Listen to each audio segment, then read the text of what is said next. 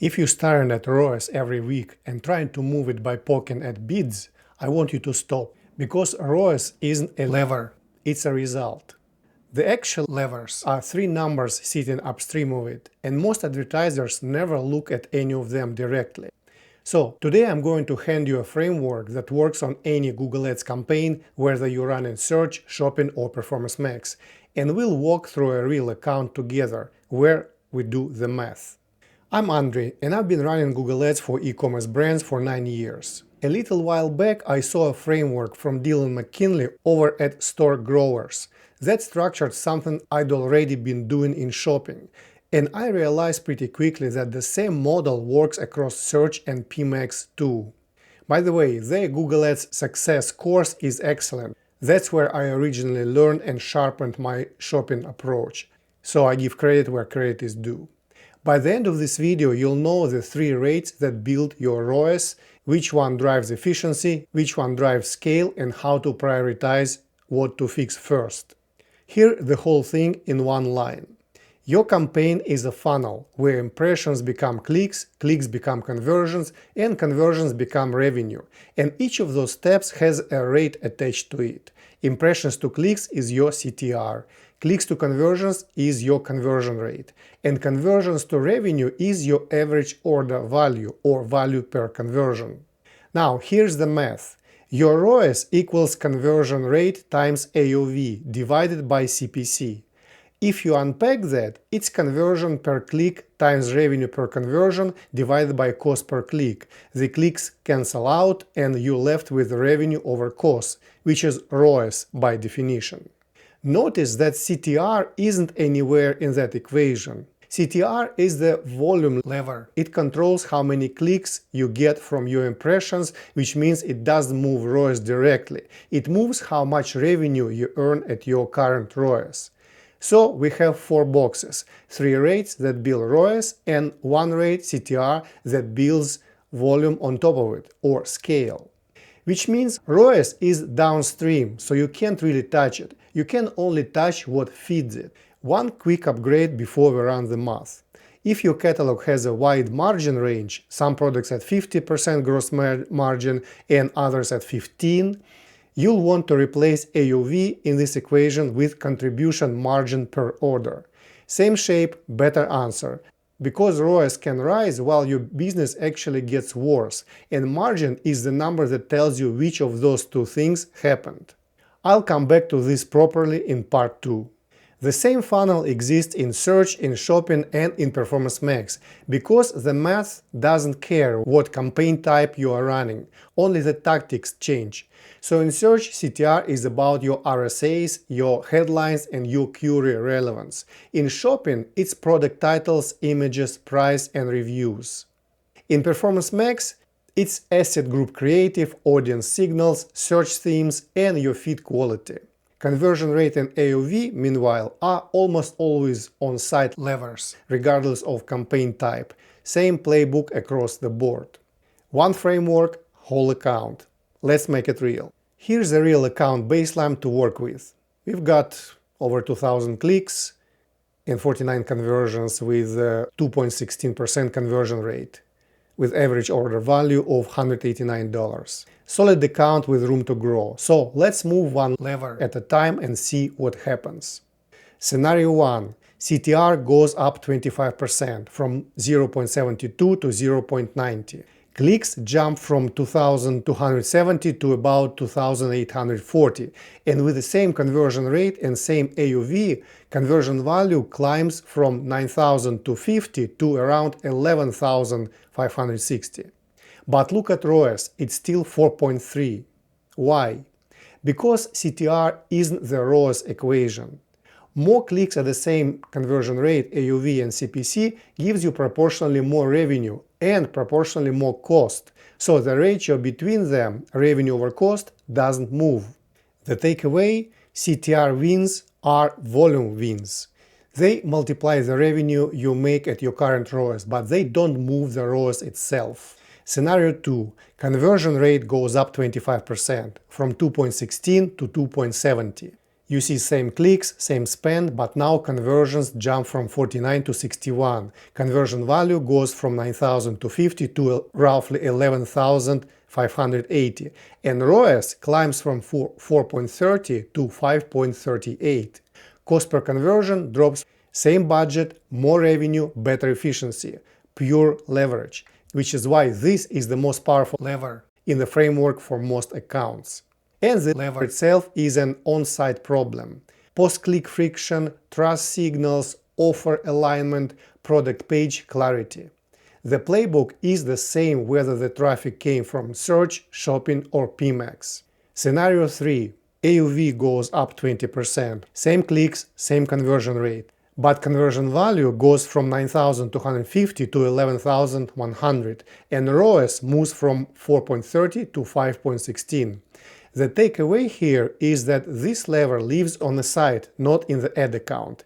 Bundles, cross-sells, cart add-on, and in shopping and PMax, feed curation towards higher ticket products. Most PPC managers ignore this level because it doesn't feel like their job, but it shows up directly in ROAS anyway, so it's worth owning. Scenario 4. Small compounding wins. Conversion rate up 10% and CTR up 10%. Conversion rate alone takes ROAS from 4.3 to 4.73, pure math. 4.3 times 1.10. That's what a 10% landing page improvement buys you on the right lever. Stack a CTR, 10% on top, and you earn about 10% more revenue at the same 4.73 ROAS, same efficiency. Two small wins, one that moves ROAS and one that adds volume. This is scenario I want you to remember, because you don't need a hero swing. You need one small move on the right rate and optionally a volume multiplier on top of it. A quick comparison so you can calibrate. A 25% conversion rate win, which was scenario 2, still beats the compounding scenario on ROAS alone, 5.38 versus 4.73. So if you're efficiency constrained, go big on conversion rate. If you are scale constrained, a small conversion rate win plus a CTR win gives you both more efficiency and more volume at once. Before we pick lever, I want you to spend 15 seconds on plumbing, because there are 3 quick checks that can save you from wasting a month. First, is your conversion tracking actually clean? GA4 and Google Ads should be agreeing within 10% of each other, with no double counting from a broken cross-domain setup and no big chunk of iOS attribution being dropped silently. Second, is your baseline distorted by a promo? If last month ran a sidewise discount, your AOV is soft and your conversion rate is probably elevated, which means improving them by 20% this month might just mean the promo ended and you're measuring the fade. Third, are you comparing apples to apples? Seasonal accounts swing 30 to 50% month to month, so a February conversion rate drop isn't a landing page problem, it's January. If any of those 3 fail, fix the plumbing or wait for a clean baseline before you commit to a lever, because running 30 days against a broken baseline is 30 days you can't get back. Alright, plumbing's clean. You've got the framework, you've seen the math, so which lever do you pull? The answer is almost always the rate furthest from its potential. Pull your account numbers and compare click-through rate, conversion rate, and AOV against your own historical bests, or a decent industry benchmark. Whichever one has the biggest gap between where it is today and where it could reasonably be, that's the one to work first. Here how each of those rates translates across campaign types, so you know what you're actually working on. For CTR, the tactics depend on where the traffic comes from. In search, you're working on RSA headlines, query relevance, ad strength, and your negative keywords list. In shopping, it's product titles, primary images, price positioning, promotions, and reviews. In Performance Max, it's a blend of those two. Asset group creative, audience signals, search themes, and your product titles, all feeding into the same algorithm. Conversion rate is the simplest of the 3 because it's the same playbook across all 3 campaign types. It's a landing page and product page problem. Trust signals, urgency, offer alignment, messaging, USPs, anything that removes post-click friction. The traffic source doesn't really change the work. AOV is also mostly consistent: upsells, cross-sales, bundles, cart adds on, with one addition for shopping and PMax, your feed structure, so you can bias spend towards higher ticket SKUs instead of letting the algorithm chase whatever converts cheapest. So here's what tomorrow morning looks like. Open your biggest account, write down CTRs, conversion rate, and AOV, and compare each one to a benchmark. Circle the weakest. Pick one specific tactic from the list I just walked through and commit to working that one lever for the next 30 days.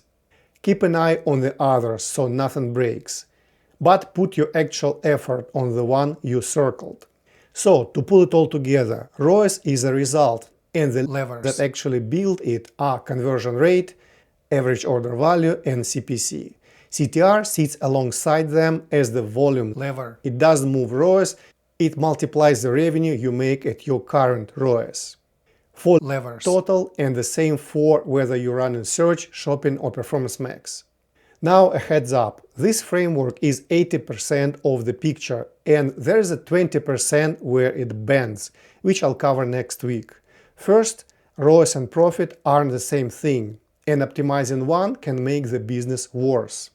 I'll show you the exact pattern that fools most advertisers. Second, if you're running smart bidding, TROs or TCPA, your CPC isn't a lever you control, it's the algorithm response variable, and that changes how the scenarios behave. Third, if you're running Performance Max, the whole pull-in-one lever model needs a rewrite. In 2026, PMax has more control surface than you probably realize. And fourth, conversion rate isn't always your most powerful lever. Sometimes you'll near your category ceiling and scale takes over. Next week's video is all about that 20%. So subscribe if you don't want to miss it. For now, check your plumbing, pick one rate, work one lever for 30 days. Drop a comment with which one you choose. I read all of them. See you next week.